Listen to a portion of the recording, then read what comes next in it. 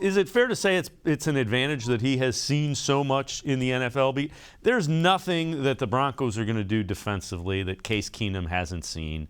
And the other thing is, that's the reason that you go with a veteran quarterback when you are a team that expects to be a playoff contender, because he's going to have to come in at some point. You know, the way injuries and quarterback injuries happen, he's going to have to win some games for you. Yeah, I mean, and you don't know how many games he's going to have to play this season, because even if Baker does come back in that Pittsburgh game on October 31st, all it's going to take is one wrong hit or two, and the Steelers are going to go after him.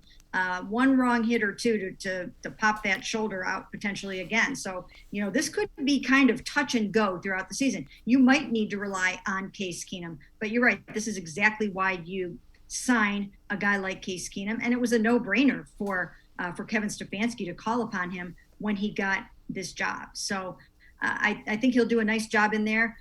One of the things that I look back to was that Orange and Brown scrimmage at First Energy Stadium. He took the second team offense and scored a touchdown in his two-minute drill against the Browns' first team defense.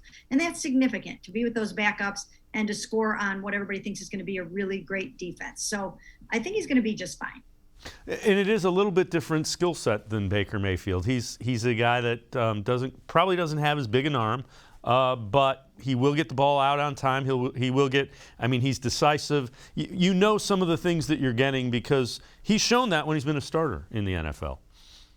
Absolutely. And I mean, just his knowledge of the scheme and all the nuances of the scheme and the experience that he has, that will offset some of the things that Baker did better than him. And, one of the things that I think Baker is very underrated at doing is slipping out of trouble. I think he's just very, very slippery that way.